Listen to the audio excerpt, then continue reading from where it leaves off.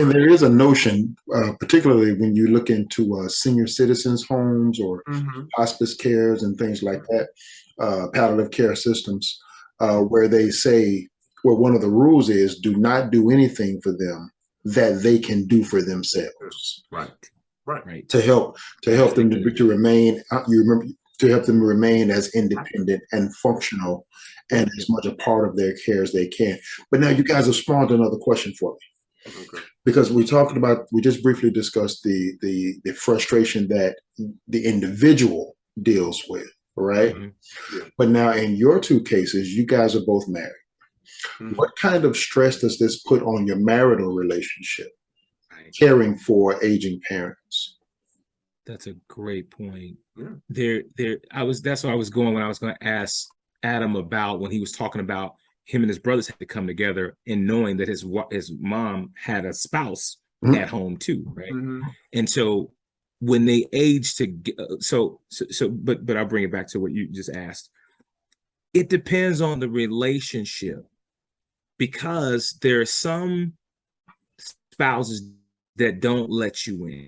And even though you're speaking like Adam is, this is, we need to do these extra things and we need to leverage, balance, the burden on you so that you can have peace of mind and you can have, some sanity. Right.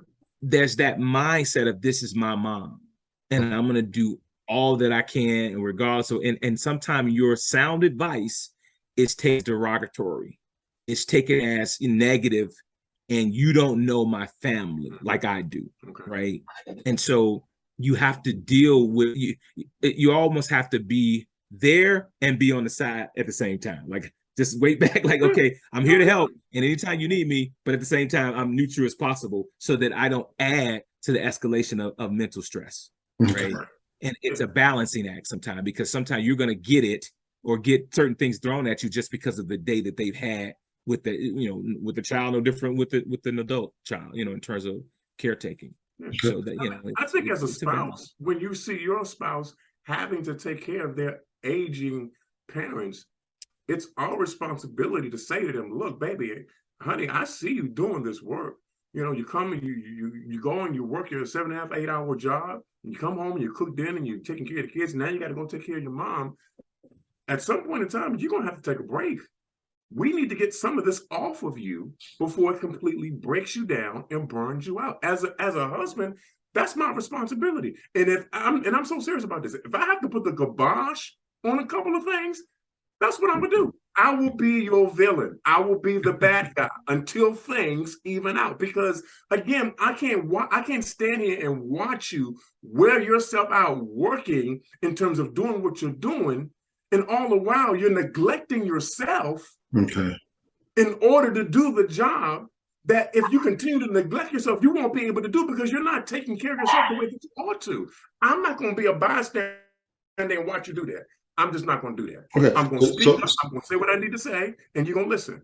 So that's kind of a protecting them from themselves thought process then that you're employing there. Absolutely. But what if the level of care for the parents is what is actually adding the stress to your own personal marital relationship? Yeah. I think how you deal with that, or how you can deal with that, is you've got to go shoulder to shoulder with your wife in that situation, or your spouse. I got in and participated with the care.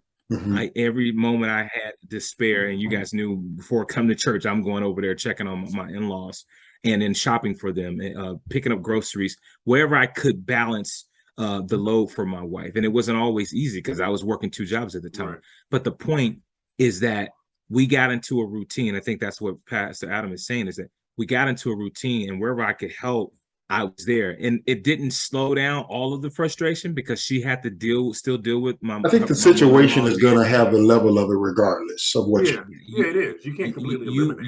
You got to build a mental stamina in the process to know when. I mean, I faced some situations where I had to bathe my father-in-law.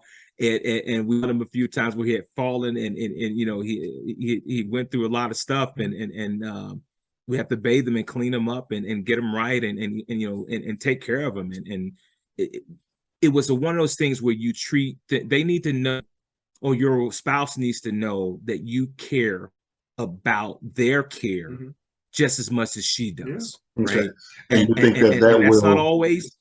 and you think that I that think it will helps help in the because marital stress, in the marital relationship. you may not get the instant gratification, but I recall a conversation just a few months ago. You know, my in-laws passed at the beginning of the year. Like, I thank you for being there with me and for me and for my parents. And so it's really, you're not, it's so much frustration and stress in that moment. You shouldn't be looking for instant gratification. No. It's an endurance type of thing, right? Right. Well, and you're you focused stand in on the there moment. and you just do it because you're their partner, right? You're their partner. Hey guys, it's Pastor John here. Please, if you like this video that you just saw, hit that like button for us. Second thing I want to ask you to do is to go ahead and subscribe to the channel. We're putting out videos once a day at about 5:30 p.m. Hit that bell notification so that you'll know when a new video has been uploaded. And then the final thing to do, share this video, share this information. If you know somebody that has a need that it can be benefited by it, please put it out in circulation so that we can try to help as many people as possible. Thanks, and God bless.